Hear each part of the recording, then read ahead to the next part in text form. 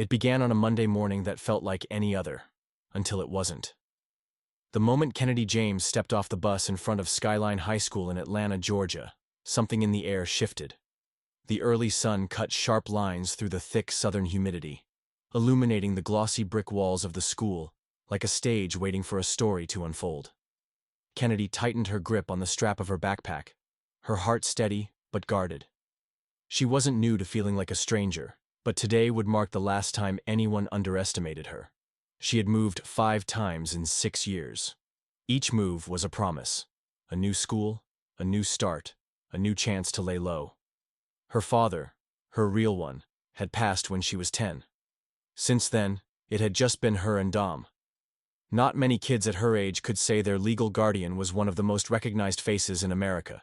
But Kennedy didn't flaunt that. She never needed to. Dom taught her early. Real strength doesn't shout. It listens, watches, waits. The students outside Skyline moved in predictable packs. Cheerleaders in huddles of high ponytails and lip gloss, athletes slapping palms, the drama kids already gesturing theatrically on the steps.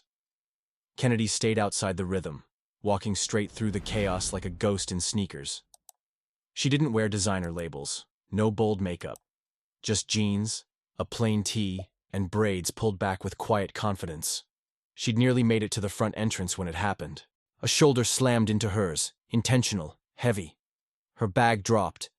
Books spilled out like her dignity was meant to. "Watch it," the boy muttered, though there was nothing casual in his voice. He stopped, turned, and smirked. Jace Colburn. Kennedy had heard the name even before stepping foot inside the school. Skyline's golden boy. Quarterback. Son of some local political heavyweight. The kind of kid teachers overlooked, principals protected, and students either feared or followed. But the moment their eyes met, something else passed between them. He hadn't expected her to look back. Most kids shrank under his gaze, but Kennedy held it. Calm. Still. Not a trace of fear. That unnerved him. "You knew?" he asked, with the lazy drawl of someone used to being answered. Kennedy didn't respond. She bent down to pick up her books. Jace watched, folding his arms. "Not big on manners, huh?" Still no answer. Her silence spoke louder than any comeback. Then he stepped forward and placed the toe of his sneaker on one of her notebooks, pinning it to the pavement. It was deliberate. A message. "Maybe you need someone to show you how things work around here." Kennedy paused. The courtyard had gone quieter, eyes beginning to track the scene. But she didn't flinch, didn't rise to it. Instead, she looked up slowly, her voice steady. "You really don't want to do this." Jace blinked, taken off guard. "Excuse me?" She rose, calm as ever, retrieving her notebook with one slow, measured motion, even as his foot stayed in place. When she straightened to her full height, she was still shorter than him, but somehow felt larger, denser, like something hidden in her shadow hadn't fully stepped into view. "I said," she repeated, eyes locked on his, "you don't want to do this." Jace scoffed. His friends standing behind him started to laugh. One even muttered, "She's got a mouth on her." But Jace couldn't shake it. There was something about her tone. It didn't sound like a threat. It sounded like a warning. Kennedy stepped around him and walked inside. That moment was the first crack in Jace's perfect world. He didn't realize it yet, but the game had just changed, and he wasn't the one in control anymore. Inside, Kennedy found her locker, tucked her books away, and studied her schedule. As she moved between classes, she noticed the looks, the whispers. Kids who had seen what happened outside now leaned toward their friends and murmured, eyes darting. But Kennedy didn't acknowledge any of it. She had bigger things to think about. Because here's the truth. Kennedy James wasn't just some smart, quiet transfer student. She wasn't just the adopted daughter of a famous man. She was trained, mentally, emotionally. Dom had raised her like a soldier, a strategist. Not because he expected her to fight, but because he knew the world wouldn't always play fair. He taught her how to read people, how to stay 5 steps ahead, how to endure a punch, not by dodging it, but by making it mean something. And now Jace Colburn had thrown the first punch. By lunchtime, the whispers had grown into a buzz. Kennedy sat alone, in the far corner of the cafeteria, her earbuds in but no music playing. She was listening, watching. Jace strutted through the room like it belonged to him. Every laugh at his jokes was louder than needed. Every glance he shot her way was a test. But she didn't flinch. Then came the final scene of the day. Outside, by the buses. Just as Kennedy reached the edge of the parking lot, she heard it. "Hey, new girl." She stopped, turned. Jace was walking toward her, flanked by his usual entourage. The grin on his face was all arrogance. "You forget to say thank you earlier," he said. "You know, for not tripping when I gave you a little welcome."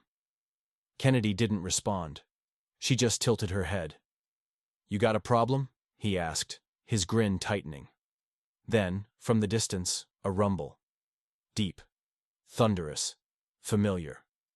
A matte black 1970 Dodge Charger Hellcat pulled up behind her, smooth and silent. The windows tinted darker than legal. The engine growling like a beast waiting to be let off leash. The door opened, and out stepped Dom. No smile, no wave, just presence. Solid, silent. Jace's smirk faltered. His friends stepped back. Kennedy turned to Dom. "Hey, you're early." Dom nodded. "Figured you might need a ride." She turned back to Jace. "Still think you're in control?" she asked. He didn't answer, because suddenly, he wasn't so sure. And Skyline High had no idea what was about to hit it. The next morning, Kennedy James stood in front of the mirror, her fingers brushing through the final braid she had tightened with mechanical precision. Outside, the sun had just begun to rise over Atlanta, casting a soft amber glow through the curtains of her bedroom. The house was quiet, except for the familiar sounds of Dom moving around downstairs, probably brewing his usual too-strong coffee. Kennedy exhaled slowly. Yesterday had been revealing. Not in the way most people would have seen it. There had been no blow-up, no shouting, no visible confrontation. But Jace Colburn had stepped into a game he didn't even realize was being played. And while she had walked away in silence, the power shift had already begun. At Skyline High, status didn't change overnight. But sometimes all it took was one misstep by the king to get people talking. And yesterday, Jace had misstepped. When Kennedy walked into the building that morning, she felt it. It wasn't loud. It wasn't obvious. It was subtler than that. A few heads turned a second too long. Conversations dipped as she passed, then resumed with new undertones. Her name wasn't spoken aloud, not yet, but she could feel it threading its way through the hallways like smoke curling under a door. She walked with the same quiet confidence, but every step was intentional now. Calculated. Because Kennedy wasn't just reacting to Jace anymore. She was planning. In her second period history class, the teacher assigned group projects. Kennedy had barely gotten her binder open when her name was called out loud and clear, paired with two other students. Zoe Henderson, the artsy loner type with sharp eyeliner and sharper opinions, and Malcolm Reed, a quiet football player who rarely spoke unless called on. They weren't friends. Not yet. But when Kennedy joined their table, Malcolm gave her a nod of acknowledgement. Simple, direct, and Zoe raised an eyebrow. "You're the girl from yesterday," Zoe said, not unkindly. Kennedy met her eyes. "Depends who's asking." Zoe smirked. "Relax, I'm not a fan of Jace either. He talks like he thinks he's the star of a movie everyone else is just watching." Kennedy cracked a small smile. Malcolm chuckled under his breath. They started working. But under the surface, Kennedy was paying attention. Learning. She'd done this before. Scanning social circles, identifying threats, allies, and variables. It was like chess. You couldn't win by brute force. You won by anticipating every move. By lunch, Kennedy had already mapped out Jace's ecosystem. He thrived on attention. He needed dominance. And most of all, he couldn't stand being ignored. Which is exactly what she planned to do. The cafeteria was buzzing when she entered, but she didn't head to her quiet corner this time. Instead, she walked directly to the center of the room, where Zoe and Malcolm were already seated at a smaller table near the edge of the crowd. People watched, whispered. Jace, seated at his usual spot, caught the shift instantly. She didn't look at him. Didn't give him the satisfaction. Zoe leaned over, grinning. "You're really not afraid of him, are you?" Kennedy shrugged. "Fear is a reaction. I prefer strategy." Malcolm raised an eyebrow. "You sound like my coach." "No," Kennedy said, biting into her apple. "Your coach teaches football. I'm playing something else." Across the room, Jace was watching, his jaw tight, his fingers tapping against the edge of the table. One of his friends, Eli, the loud one, whispered something and laughed, but Jace didn't join in. His eyes were locked on Kennedy like he was waiting for something. He wouldn't get it. Not yet. After school, Kennedy walked toward the parking lot, her posture relaxed but her senses alert. She half expected Jace to try something, to corner her again, to push for a reaction. But instead, she found Malcolm leaning against her dad's car. Dom had dropped it off earlier for a routine engine tune-up and said he'd meet her later. Malcolm looked up, surprised. "This yours?" Kennedy nodded. "Technically his. I just get to look cool getting picked up in it." Malcolm let out a soft laugh. "That explains a lot." "Does it?" she asked. He hesitated. "Everyone's been wondering how you kept your cool yesterday. When Jace came at you like that, most people would have folded." Kennedy leaned against the car beside him. "Most people haven't been raised by someone who taught them not to." Malcolm was quiet for a moment. "So, what's the plan?" She looked at him, surprised. "You strike me as someone who doesn't do things without one," he said simply. Kennedy studied him, then smiled slightly. "The plan is to let him unravel himself. And if he doesn't?" "Oh, he will," she said. "Guys like Jace always do. All you have to do is deny them the reaction they're starving for. They'll start making mistakes." Malcolm nodded slowly, a new level of respect settling in. That night at home, Dom was in the garage, wiping grease from his hands as Kennedy sat on the hood of the Dodge, legs crossed, eating an orange. "He hasn't done anything today," she said. "But I know he's planning something." Dom didn't look up. "You afraid?" Kennedy shook her head. "Number just watching." Dom finally met her gaze. "You know, there's power in not needing to retaliate, but there's also power in being ready when it's time." Kennedy nodded. "I'm ready. I just don't want to fight a fire with gasoline." Dom smirked. "That's my girl." She smiled back, peeling another slice. But inside, something had shifted, because the next move wasn't hers to make. She was just waiting for him to blink. And when he did, when Jace finally cracked, it wouldn't just be his pride on the line. It would be his entire throne. 2 days later, Skyline High was no longer operating under its usual rhythm. Something had changed, and everyone could feel it. The tension wasn't explosive. It was quieter than that, like an unspoken secret slipping from one corner of the school to the other. And at the center of that growing shift stood Kennedy James. She wasn't doing anything dramatic. She wasn't yelling, confronting, or acting out. But that was the point. She didn't need to. Her silence carried weight. Her presence stirred reactions, and her composure rattled those who had never been challenged before. Especially Jace. It started small. His jokes didn't land the same way. The laughter that used to follow him like an obedient echo now came with hesitation, as if people were beginning to see through the performance. His teammates were still around, but their eyes darted to Kennedy when she passed, and their conversations sometimes cut short when she entered the room. There was a shift in energy. Respect doesn't always need to be demanded.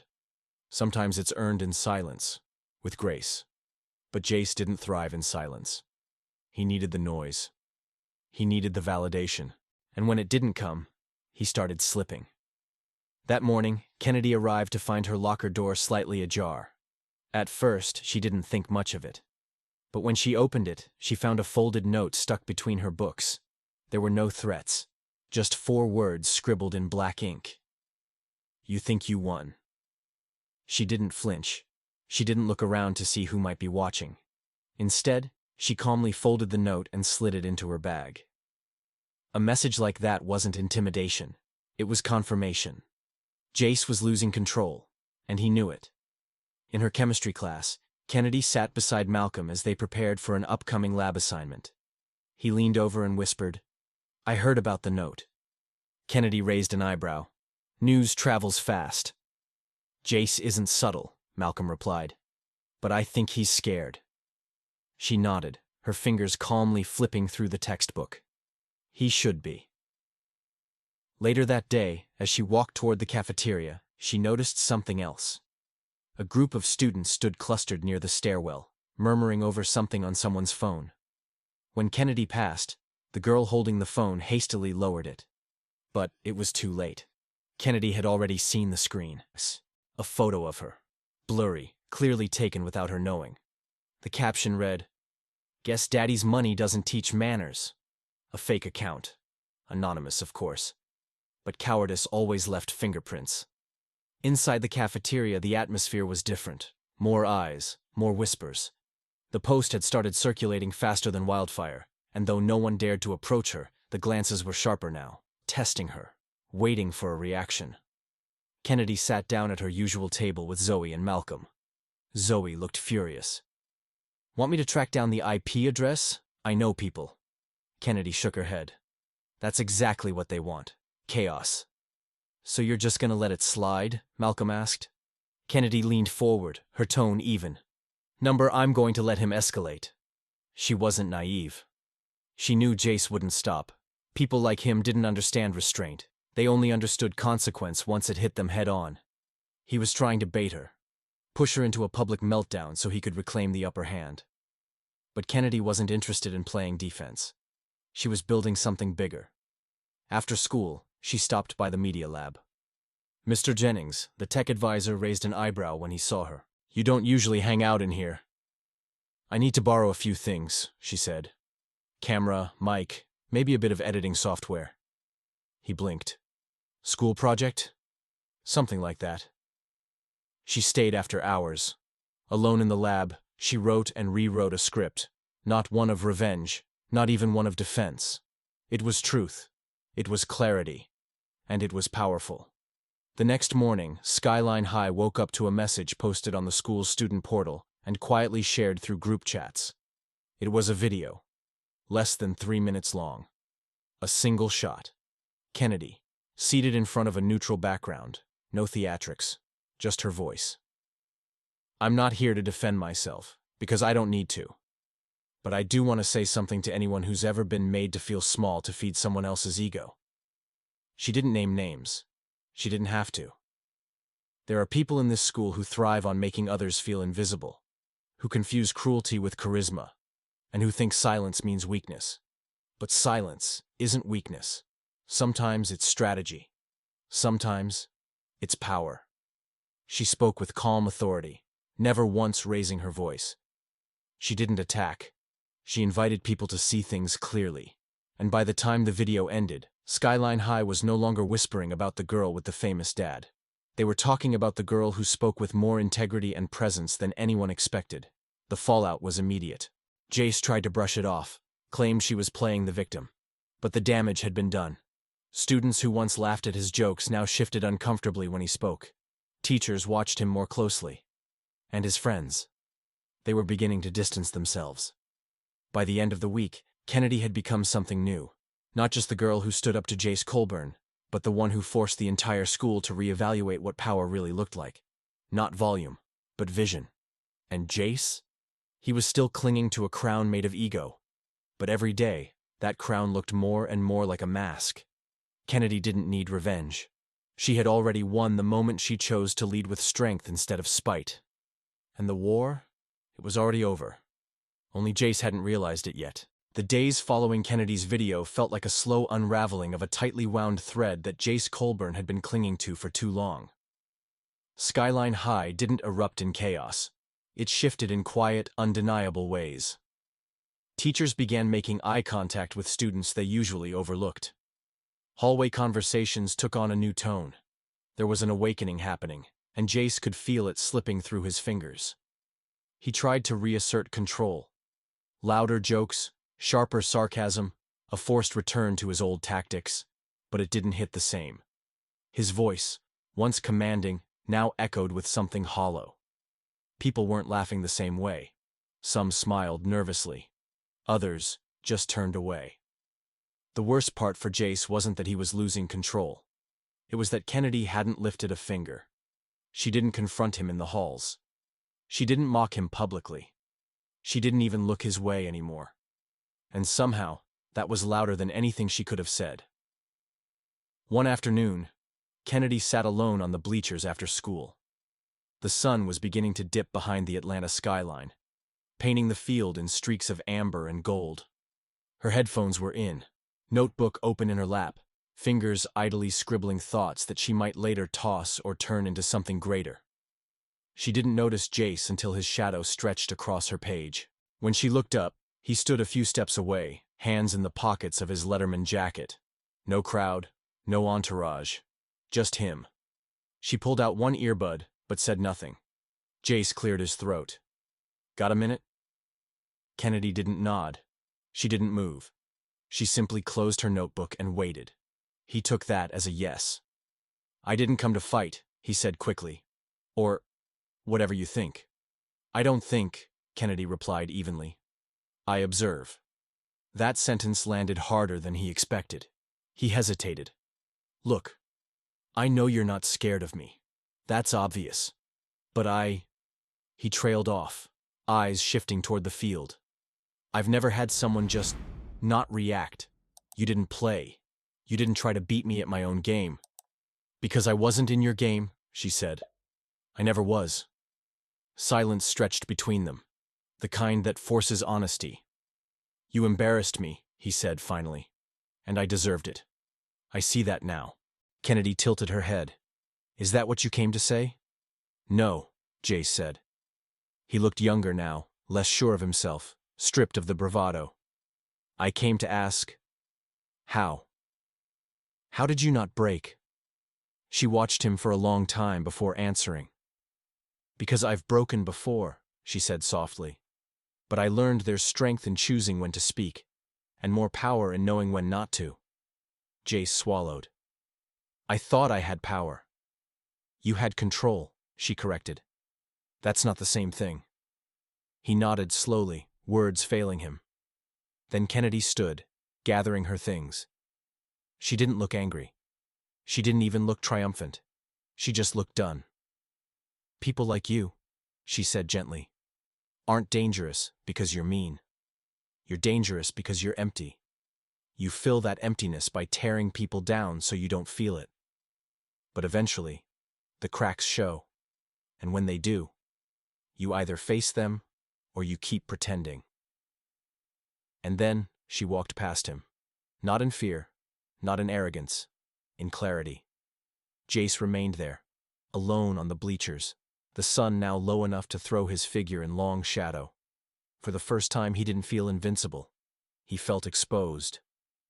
That night, Kennedy returned home to find her dad, Dominic, tinkering with the engine of his beloved Challenger in the garage. She leaned against the wall, arms folded, watching him work in silence. "You all right, KJ?" he asked without looking up. She nodded. "Yeah. Just tired." Dominic wiped his hands and looked at her. "You've been carrying yourself with grace. But grace still has weight." She smiled faintly. "You always know what to say." He came over, resting a heavy, reassuring hand on her shoulder. "You remind me of your mom, you know. Still waters. But deep. Real deep." Kennedy exhaled, allowing the moment to settle. "He talked to me today." "Jace?" She nodded. Dominic raised an eyebrow. "That's a twist." "He's unraveling," she said. "But I didn't want revenge. I just wanted him to see what he'd become." Dominic looked at her with pride. "You did more than that. You didn't just defend yourself. You held up a mirror. Most people can't do that. They swing, shout, burn it all down. You walked through the fire without setting anything on fire yourself." They stood there for a moment longer before heading inside. Meanwhile, at school, something else was happening. Someone had leaked the anonymous account behind the cruel post about Kennedy. It turned out, It wasn't just Jace. Several of his teammates had contributed, sending photos, captions, comments, and now their names were circulating. A quiet storm was forming. But Kennedy didn't celebrate. She didn't even comment. She sat in the library, headphones in, working on a video project for her media class. The subject? Voice and visibility. How silence shapes power. Her teacher paused when she saw the title slide. "This is about your experience, isn't it?" she asked softly. Kennedy smiled. "It's about all of ours." By the end of that week, Skyline High had changed. Not because of a scandal, but because one girl refused to let her identity be weaponized, refused to play the game, and instead rewrote the rules. And the boy who once thought he owned the halls? He now walked them with his eyes down, not out of shame, but out of understanding that something had shifted permanently. Kennedy had taken back the narrative. Not with noise, but with undeniable truth. By the time spring reached Los Angeles, the halls of Skyline High no longer echoed with the same arrogance they once did. What had begun as a quiet battle between a teenage girl and the school's most feared bully had evolved into something larger, something that outgrew both Kennedy Jameson and Jace Colburn. The silence had become contagious, not because it was empty, but because it was intentional. And the way people looked at each other had changed. For Kennedy, the shift wasn't about revenge. It was about reclamation. She hadn't just defended herself. She had redefined the conversation. The girl who once sat alone at lunch, who kept her head low to avoid the stares, now walked the halls with a presence that made people pause. Not out of fear, but out of respect. Teachers called on her more often, not to spotlight her, but because they wanted to hear what she had to say. Students who had never spoken to her before approached her between classes, some to thank her, some to share their own stories of being mistreated or overlooked. And she listened, always, never judging, just listening, like her dad had taught her. Dominic had been quietly watching the evolution from a distance, never stepping in unless she asked. But one evening, he pulled up a chair beside her as she reviewed submissions for a school-wide video series she had been invited to lead. Your Voice Matters. It was a project born from her story, but designed to give every student a platform. Not just the popular ones, not just the loud ones, but everyone. "I saw your segment," Dominic said, nudging her gently. "About silence. Powerful stuff."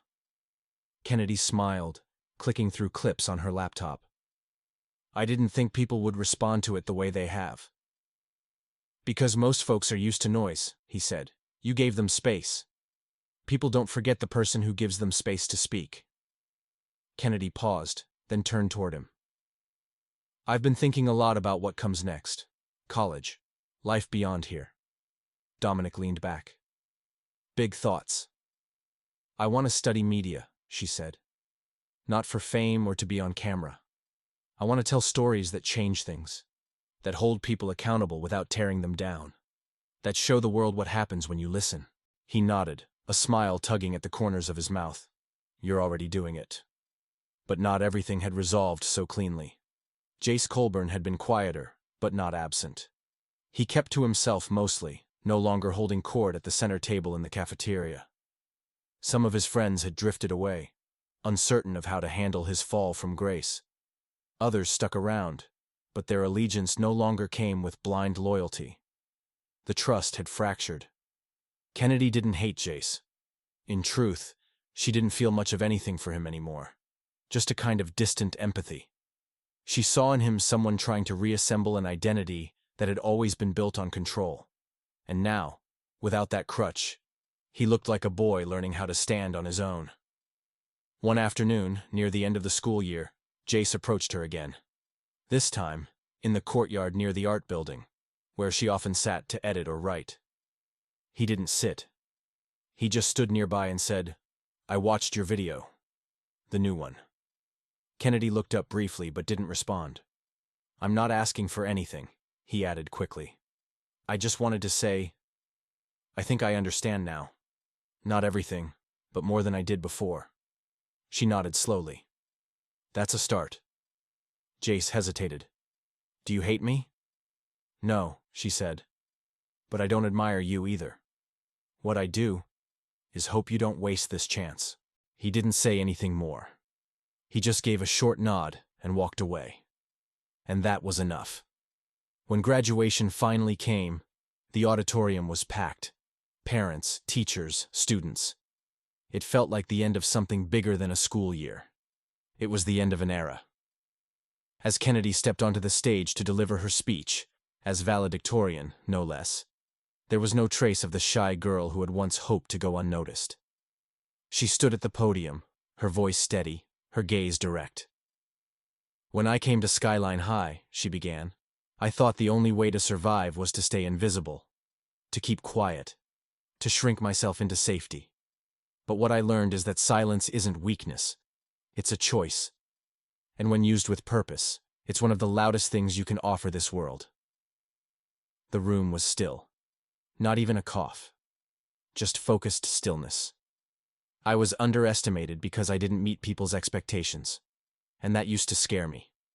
Until I realized that being misunderstood is just the first step toward being seen. Really seen. For who you are. In the back of the room, Dominic stood near the exit, arms crossed, jaw tight with emotion. His daughter had become something more than he ever could have imagined, and she had done it without rage, without violence, without becoming what tried to break her. Kennedy closed her speech simply. "We all get to decide what kind of power we carry, whether we use it to silence others or to help them find their voice. I hope we choose the latter, and I hope we keep choosing it, even when it's hard." The applause that followed wasn't thunderous at first. It was intentional. It built slowly, layer by layer, until the whole room stood. Not just for the speech, but for everything she had done, everything she had carried, and everything she had changed. After the ceremony, as students swarmed with hugs and photos, Kennedy walked outside for air. The evening sun lit up the courtyard, and as she stood near the front steps, Dominic approached, holding out a single white rose. "For the girl who didn't just graduate high school," he said, "but taught an entire institution what leadership really looks like." She took the rose and pulled him into a hug. "I'm proud of you, kid," he whispered. "I'm proud of me too," she said back. And for the first time in her life, she said it not as armor, but as truth. As they walked to the car, Kennedy looked back at Skyline one last time. Not as a battlefield, not as a prison, but as the place where she rose. The place where a black girl, underestimated and mocked, didn't just survive the bully. She transformed the system that made him possible, without shouting, without revenge, with presence. And that, in the end, was her legacy. Kennedy Jameson's journey wasn't one marked by flashy rebellion or loud confrontation. It was a quiet, steady rise against a system that underestimated her at every turn. From the moment she stepped into Skyline High, she was labeled quiet, different, easy to ignore. But beneath that calm surface was a young woman with unshakable resilience and an unspoken strength passed down by the man who raised her, Dominic Toretto. A man who taught her that real power doesn't always come from fighting harder. It comes from knowing exactly who you are, even when the world tries to convince you otherwise. What started as a cruel attempt to humiliate her by Jace Colburn, the school's untouchable bully, quickly became a public unraveling of the very culture that enabled him. But what set Kennedy apart wasn't just how she survived the attacks. It was how she refused to become bitter. She didn't seek revenge. She didn't let anger define her path. Instead, she let the truth speak for itself. She chose grace over retaliation, purpose over popularity, and presence over performance. And in doing so, she redefined what strength looks like. Kennedy's story is not just about standing up to a bully. It's about dismantling a mindset. It's about understanding that leadership isn't loud, it's intentional. That dignity isn't weakness, it's power. And that sometimes the quietest student in the room is the one teaching the biggest lesson. Her legacy wasn't just surviving high school. It was creating a space where others felt seen. Where silence could be a choice, not a sentence. Where no one had to shout to be heard. So what can we take from Kennedy's story? What's the real lesson here? It's this. You don't have to fight every battle with fists or fire. Sometimes your greatest weapon is patience. Sometimes it's the ability to walk through chaos without letting it define you. In a world that often rewards the loudest voice in the room, there's still unmatched power in being steady, in being thoughtful, in being someone who listens before they speak, but speaks with impact when it matters. If you're facing your own version of a bully, remember this. You don't need to match their noise to win. You just need to hold your ground, know your worth, and trust that truth has a way of rising, just like Kennedy did. And if this story resonated with you, if it reminded you of your own journey, or inspired you to walk a little taller in your own life, then we invite you to join us on this mission. Subscribe to the channel. Share this story. Support the voices that inspire change without tearing others down. Because we're not just here to tell stories. We're here to tell the truth. And we're just getting started.